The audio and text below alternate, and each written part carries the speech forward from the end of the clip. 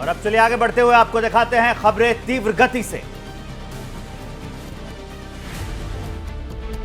CBI आज supreme court में पेश करेगी रेप मर्डर केस से जुड़ी स्टेटस रिपोर्ट। कोर्ट के सामने रखी जाएगी अब तक की जांच का ब्यौरा, हिसाब किताब। सीबीआई को बताना होगा कि अब तक की तफ्तीश में क्या कुछ हासिल हुआ। कोलकाता रेप कांड को लेकर एक्शन में गृह मंत्रालय। पश्चिम बंगाल के चीफ सेक्रेटरी को आरजीकर अस्पताल परिसर में सीआईएसएफ तैनात करने के लिए लिखित चिट्ठी सुप्रीम कोर्ट ने दिया था आदेश। कोलकाता में छात्रों के विरोध के सामने ममता सरकार झुकी। आरजीकर मेडिकल कॉलेज में नई प्रिंसिपल का तबादला हुआ। वाइस प्रिंसिपल चेस्ट डिपार्टमेंट के हेड हटाए गए।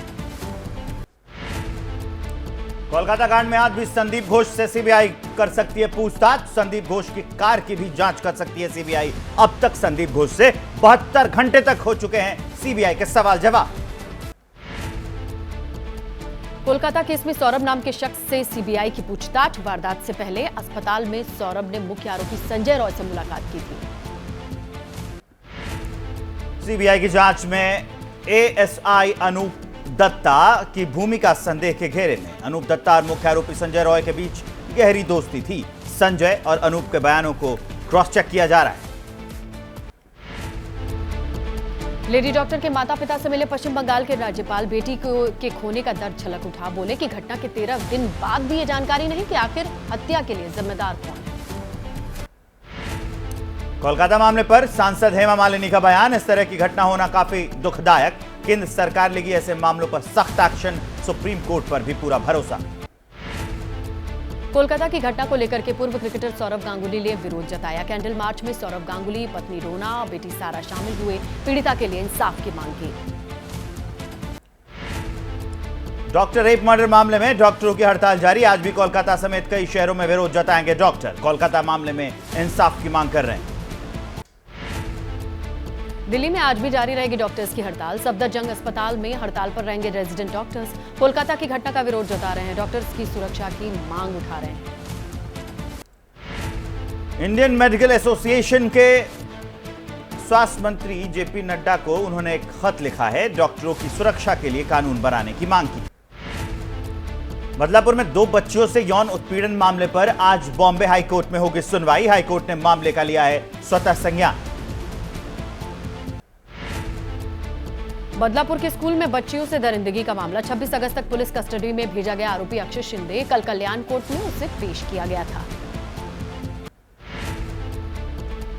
ठाणे के बदलापुर में 2 मासूम बच्चियों से दरिंदगी यौन शोषण के आरोपी के घर पर कल शाम अज्ञात लोगों ने हमला किया। घर में घुसकर तोड़फोड़।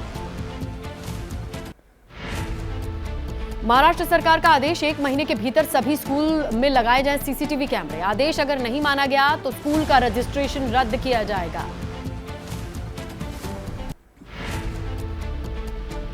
बदलापुर में हुई वारदात को लेकर लोगों में भारी नाराजगी। मुंबई के कई इलाकों में विरोध प्रदर्शन। पैरोल में सड़कों पर उतरे लोग। राज्य सरकार के खिलाफ नारेबाजी। महाराष्ट्र के बदलापुर में बच्चियों की यौन उत्पीड़न की घटना का विरोध जारी है। शिवसेना उद्धव गुट के कार्यकर्ताओं ने प्रोटेस्ट किया। अंधेरी स्टेशन के बाहर विरोध प्रदर्शन किया। बदलापुर की घटना के विरोध में कांग्रेस भी सड़क पर उतरी। पुलिस ने प्रदर्शनकारियों को मंत्रालय के अंदर जाने से पहले रोक लिया। वर्षा गायकवाड़ ने कहा, सीएम शिंदे हैं वहां के प्रभारी मंत्री, अभी तक क्यों नहीं गए बदलापुर। बदलापुर की घटना के विरोध में महाविकास अघाड़ी ने 24 अगस्त को महाराष्ट्र बंद बुलाया है। एमवीए के घटक दलों ने एक बैठक की। इस बैठक में फैसला सामने आया, महाविकास अघाड़ी के सभी सहयोगी दल इस बंद में शामिल होंगे। महाराष्ट्र के सीएम एकनाथ शिंदे ने कहा, राजनीति से प्रेरित था बदलापुर में हुआ विरोध प्रदर्शन। बाहरी थे अधिकांश प्रदर्शनकारी। घटना पर राजनीति करने वालों को शर्म आनी चाहिए।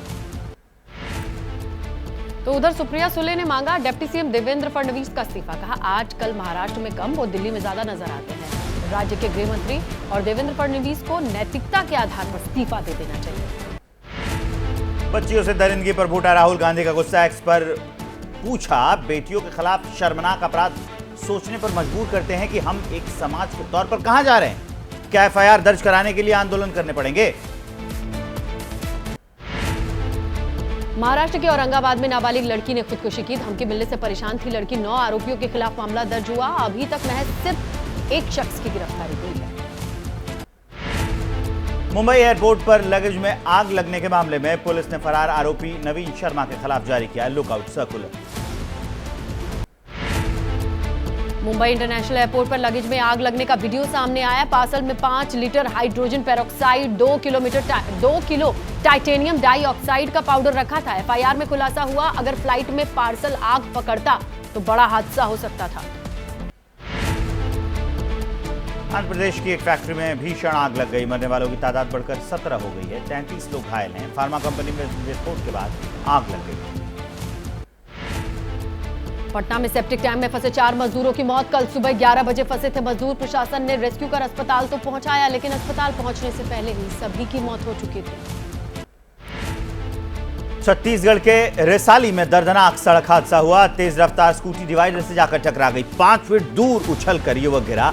कार की चपेट में आने से स्कूटी सवार की मौत।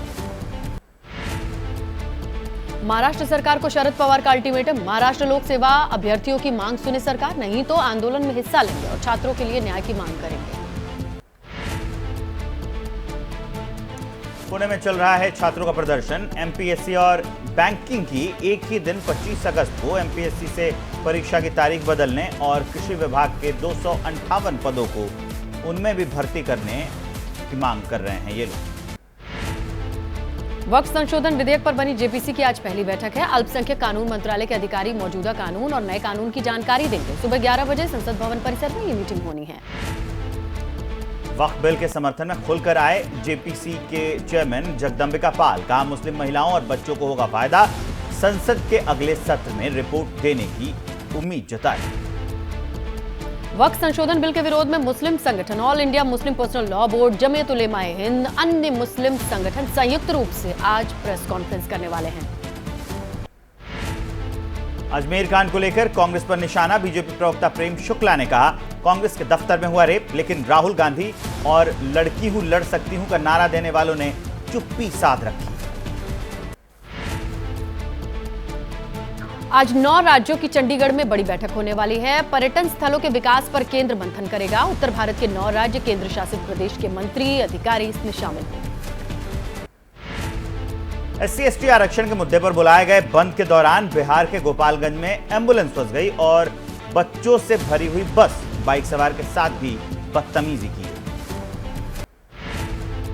चिराग पासवान ने गोपालगंज की घटना पर कड़ी कार्रवाई की मांग की है। एक्स पर पोस्ट करके कहा कि ऐसे उपद्रवियों को समाज के रक्षक के तौर पर स्वीकारा नहीं जा सकता। बंद के नाम पर हिंसा फैलाने वालों को नहीं मिलनी चाहिए माफी। तेजस्वी यादव ने केंद्र सरकार को बताया आरक्षण विरोधी। चिराग और मांझी पर निशाना साधा। कहा, सिर्फ बड़ी बात कहने से कुछ नहीं होगा, वास्तविकता पर बात करनी होगी। कांग्रेस सांसद कुमारी शैलजा का बयान, संजीदगी से केंद्र सरकार को देखना होगा ये मुद्दा। सरकार संवेदनशीलता के साथ सभी वर्गों के बारे में सोचे। केंद्रीय मंत्री जयंत चौधरी ने कहा, सुप्रीम कोर्ट ने टिप्पणी की, जिसके बाद कानून मंत्री ने भी संसद में इसे स्पष्ट किया। कैबिनेट ने भी अपनी राय साफ की है, तो अब कुछ बचा नहीं है। वाराणसी के ज्ञान वापी परिसर में मौजूद वजू खाने में एएसआई सर्वे का मामला। आज इलाहाबाद हाईकोर्ट में सुनवाई होनी है। श्रृंगार गौरी केस की मुख्य याचिकाकर्ता है राखी सिंह। उन्हीं की तरफ से दाखिल की गई है याचिका। बिहार के हाजीपुर में वार्ड पार्षद की हत्या से भारी नाराजगी। जिलाधिकारी और एसपी से पार्षदों ने सुरक्षा की मांग की है। सुरक्षा नहीं मिलने पर काम बंद करने की चेतावनी दी है। बिहार में कानून व्यवस्था को लेकर के आरजेडी नेता तेजस्वी यादव ने आरोप लगाए हैं। राज्य में अपराधियों का शासन है।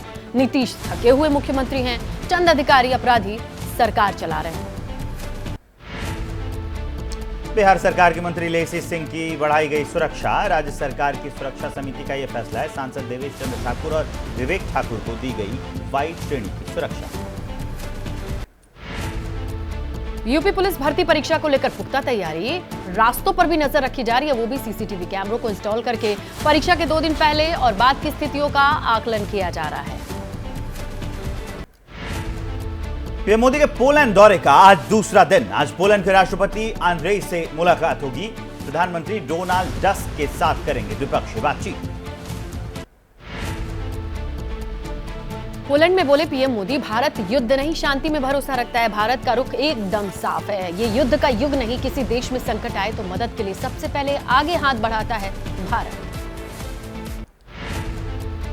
पीएम मोदी ने वर्सो में भारतीय समुदाय को संबोधित किया। पीएम ने कहा, शानदार स्वागत के लिए भारतीय मूल के लोग और पोलैंड की जनता के आभारी रहे। 45 साल बाद भारत से कोई प्रधानमंत्री पोलैंड पहुंचा है। पीएम मोदी ने इसके लिए खुद को खुशनसीब बताया। कहा कि कई देशों में दशकों तक भारत का पीएम नहीं पहुंच पाया, लेकिन अब बदली हुई परिस्थितियां हैं। पीएम मोदी ने कहा, दशकों तक भारत की नीति थी सभी देशों से बनाओ समान रूप से दूरी, मगर आज ये नीति है सभी देशों से बनाओ एक जैसी नजदीकी। सबसे जुड़ना चाहता है आज का भारत। पीएम मोदी ने कहा कि भारत का एक ही मंत्र है, ह्यूमैनिटी फर्स्ट। कहीं भी युद्ध को मानवता से ऊपर न रखे। दुनिया भर के लोगों की मदद के लिए आगे है भारत। कोविड के दौरान भी दिखाई ह्यूमैनिटी। पीएम मोदी बोले, सबके हित की सोचता है आज का भारत। आज भारत के विश्व बंधु के रूप में सम्मान दे रही है पूरी दुनिया। भारत के लिए ये जियोपॉलिटिक्स का नहीं, संस्कारों का विषय है। पीएम मोदी ने किया स्पेस मिशन का जिक्र। आने वाले कुछ साल में इंडिया का अपना स्पेस स्टेशन की कोशिश है। ये बात कही। Made in India Gaganyaan launch करने की भी तैयारी। पीएम मोदी ने कहा, हमारे जाम साहब को पोलैंड में हर कोई गुड महाराजा के नाम से जानता है। वर्ल्ड वॉर 2 के दौरान जब पोलैंड मुश्किलों से घिरा था, जाम साहब दिग्विजय सिंह जी मदद के लिए आगे आए थे। पीएम मोदी ने वॉर्सो में गुड महाराजा स्मारक पर श्रद्धांजलि दी। पीएम ने पोलिश भारतीय विरासत को नमन किया। जाम साहेब ऑफ नवानगर स्मारक पर फूल चढ़ाए। पोलैंड की राजधानी वर्सो में पीएम मोदी का भव्य स्वागत हुआ। भारतीय समुदाय के लोगों ने पीएम के स्वागत में डांडिया डांस किया। वॉर्सो में पीएम मोदी का गर्मजोशी से स्वागत हुआ। प्रधानमंत्री के स्वागत में लोगों ने नारे लगाए, ढोल नगाड़ों के साथ पीएम मोदी को वेलकम किया और पीएम को देख के बच्चे काफी खुश दिखे।